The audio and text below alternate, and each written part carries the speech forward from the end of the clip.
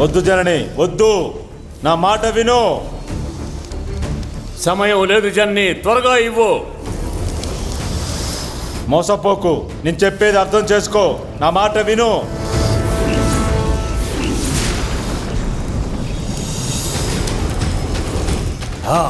రక్తం.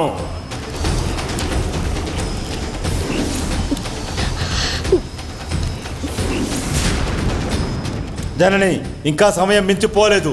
నా మాట విను.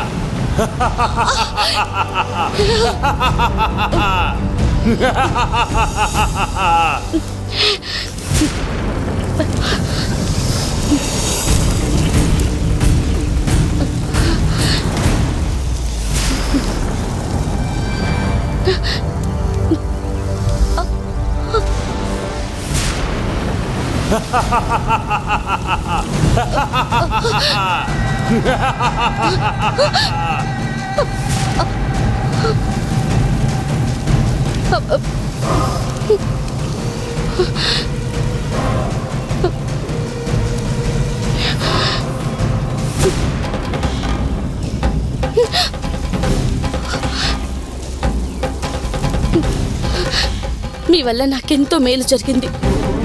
మా అక్క మునుపటిలా మారి మానవ రూపం పొందితే చాలు. ఎవరూ బాధపడకుండా అందరూ సంతోషంగా ఉంటే చాలు. నేను ఇక వెళ్ళొస్తాను. వెంటనే మా అక్కని కలవాలి.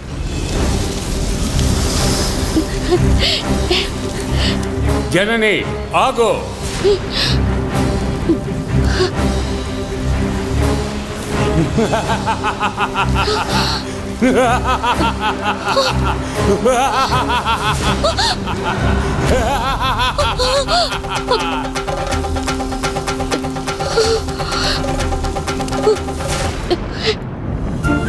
ఏ ప్రణవ్, నువ్వు కాలేజ్ నుంచి ఎప్పుడు వచ్చావు?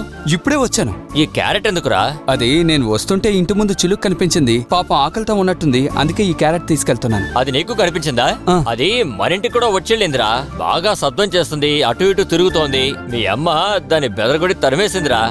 నోరులేని పక్షులకి ఆహారం పెట్టడం అనేది మంచి విషయం. రా.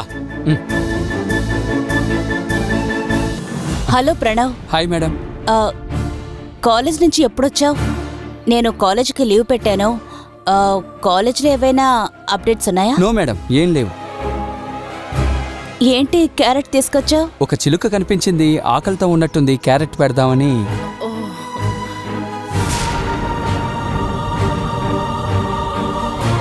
డాడ్, చిలుక ఎక్కడే ఉండాలి, ఏమైంది? ఆ,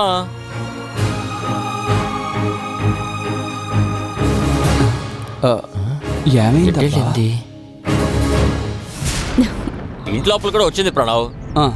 బాగా కిచకిచ అంటూ శబ్దం కూడా చేసింది. 2-3 నిమిషాలు వినటానికి బాగున్నా ఆ తర్వాత తలనొప్పి వచ్చేసింది. ఎక్కడికి వెళ్ళిందో ఏంటో. సార్, ఇక్కడున్న చిలకే కదా, నేను చూశాను. చాలా ముద్దుగా ఉందని దాని దగ్గరకు వచ్చాను, అది ఎగిరిపోయింది. అవునా?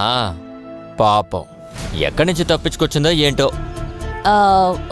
అవును సార్, ఉదయం అవుట్ హౌస్ దగ్గర కూడా ఎగరడం చూశాను. పాపం, అది దాని గుంపు నుండి విడిపోవడం వల్ల తప్పిపోయినట్టుగా ఉంది. ఇప్పుడు మళ్ళీ తిరిగి వెళ్ళిపోయి ఉంటుంది. అలా ఏం కాదు మేడం. ఒక గుంపులోంచి తప్పించుకొచ్చిన పక్షిని ఇంకో గుంపులో ఉన్న పక్షులు అసలు చేర్చుకోవు.